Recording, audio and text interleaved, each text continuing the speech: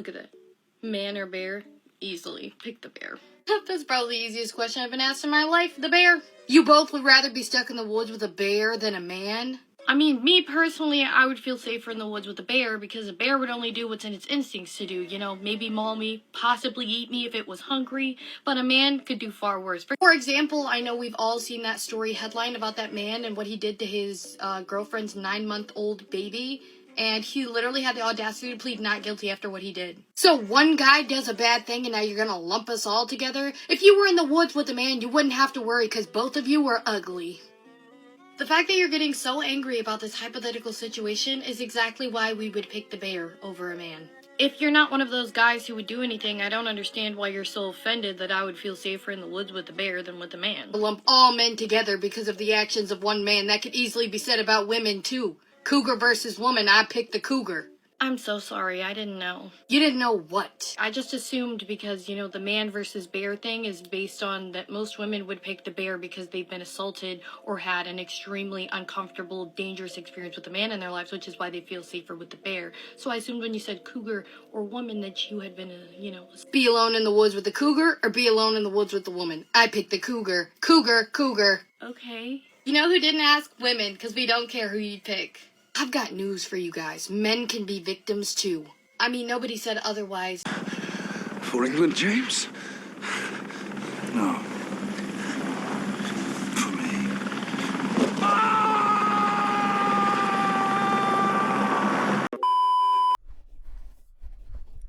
Before we get into this, do me a favour.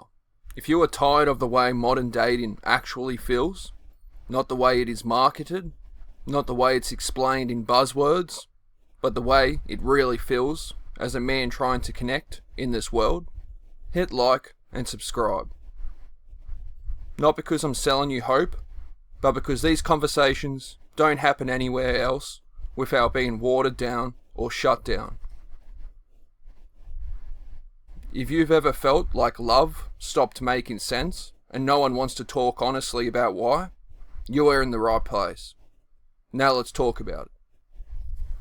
There's a moment that happens to a lot of men, usually quietly, usually late at night, where they realize they are not confused about love anymore. They are tired of it. Not tired of wanting it, but tired of the environment surrounding it. Tired of the language. Tired of the rules that were never agreed on. And tired of that constant feeling that whatever love is supposed to be now, it no longer resembles the thing they were hoping for. Love didn't vanish overnight. It didn't explode or collapse in some dramatic way. It was slowly pulled apart, analysed from every angle, filtered through ideology, reshaped by language, and turned into something fragile and unstable.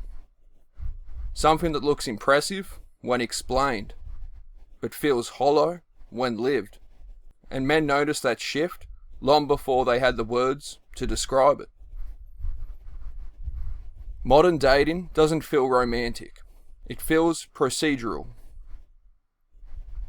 It feels like you are stepping into a system that's already running, already hostile, already prepared to judge you based on assumptions before you've even shown who you are. You are not meeting someone anymore. You are entering their framework, their definitions, their terminology, their worldview. And if you don't adapt quickly enough, you are not corrected. You are dismissed. Everything now needs a label, not because it helps, but because people are afraid of uncertainty. Attraction has to be named.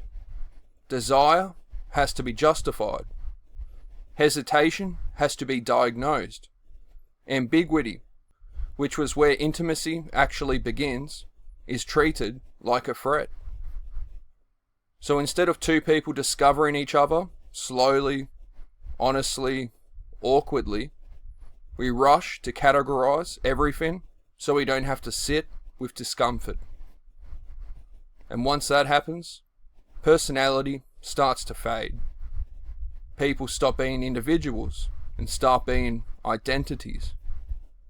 You are no longer learning who someone is through how they are under pressure, how they treat you when things are bad, how they show up when nothing's to gain.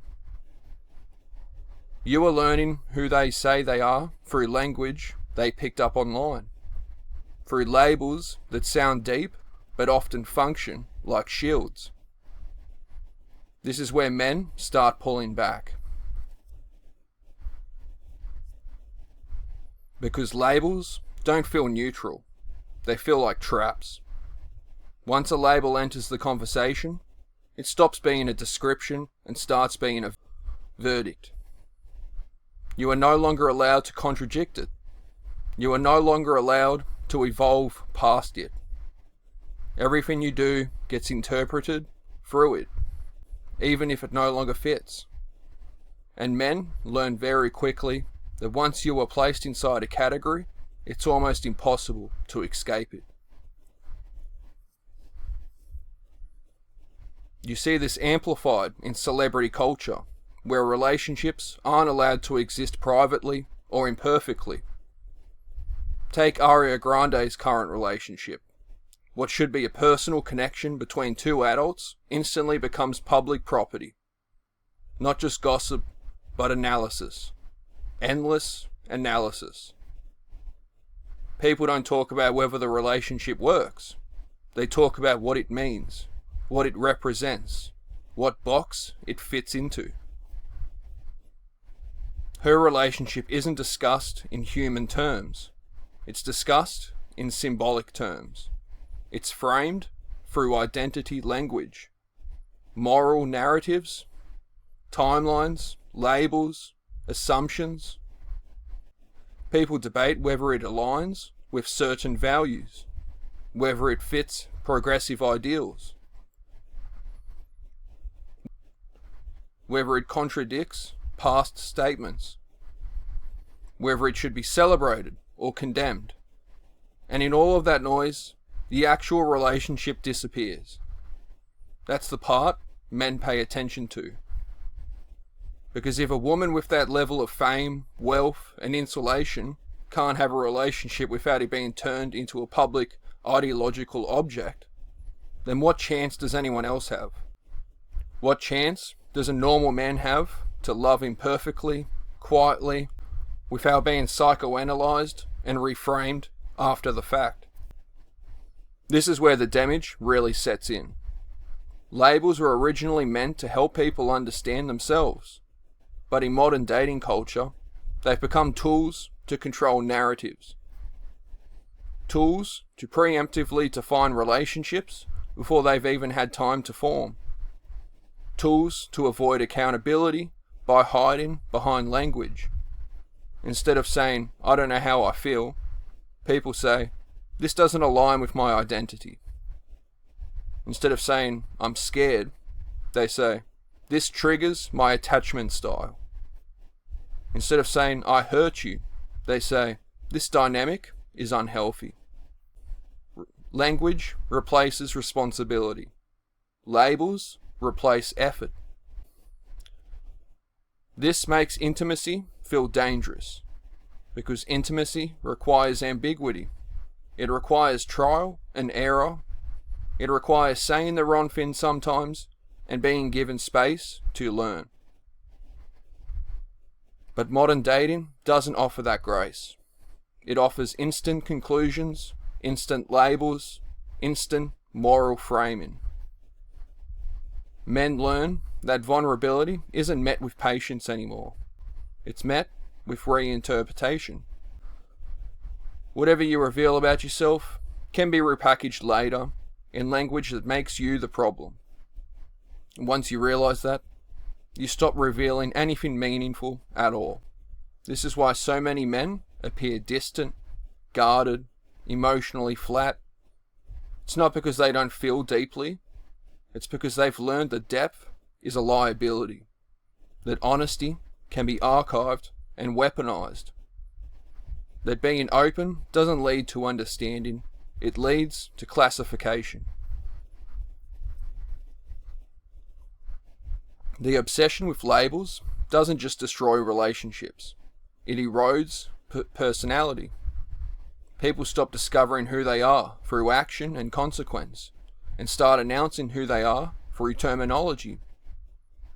Identity becomes something you declare, not something you embody. And once identity becomes performative, relationships become negotiations between roles, not connections between people. Men feel like they are dating concepts instead of humans, and concepts don't compromise. Concepts don't forgive. They don't grow. They just demand consistency. That's why relationships today feel so brittle. One contradiction, one misstep, one moment where reality doesn't align with the label, and the whole thing collapses. Not because the bond was broken, but because the narrative was. Men don't trust this system. They don't say that publicly, because the moment they do, they are accused of being regressive or afraid of progress. But privately, they check out. They decide the risk isn't worth it. They decide solitude is safer than constantly being evaluated. Through a lens they didn't choose. And the irony is that this culture claims to be about authenticity, but it punishes authentic behavior unless it fits approved language. You are told to be yourself, but only if yourself can be cleanly explained, categorized, and defended online. Anything raw, uncertain, or contradictory is treated as a flaw. So men adapt the only way they know how. They become quieter. They invest less. They stop fantasizing about long-term love and start structuring their lives around independence. Not because that's what they wanted originally, but because it's the only environment where they are not constantly under scrutiny. This is how love dies without anyone noticing. Not through betrayal, not through hatred, but through overmanagement. Through language replacing instinct. Through identity replacing intimacy. When relationships become more about what they symbolize than how they feel, they lose their soul. And men, especially, feel that loss deeply. Because they were never taught how to argue with language, only how to live with consequences. So when you ask why some men will never find love, the answer isn't that they are incapable. It's that they don't recognize what love has turned into. They don't trust it. They don't feel safe inside it. And they are not willing to reduce themselves to a category just to participate. They are not angry. They are not bitter. They are done. And that quiet withdrawal, that silent opting out, is the real damage modern dating culture has caused. Not broken hearts, but closed ones. If any of this sounded familiar, if it felt uncomfortably accurate, you are not alone. A lot of men are walking around with the same thoughts, the same quiet exhaustion, the same sense that something fundamental about relationships broke while everyone else pretended it was progress. This channel exists because those conversations usually get dismissed, mocked, or buried under labels. If you want more of these late night honest discussions, the kind that don't sugarcoat reality or pretend everything is fine, subscribe. It tells the algorithm there are still people who want truth over comfort. Leave a comment if you've experienced this yourself, or if you disagree and actually want to explain why without hiding behind buzzwords. If you don't subscribe, that's fine too. Most people don't stay long in places that force them to look at things they'd rather avoid. Either way, thanks for listening.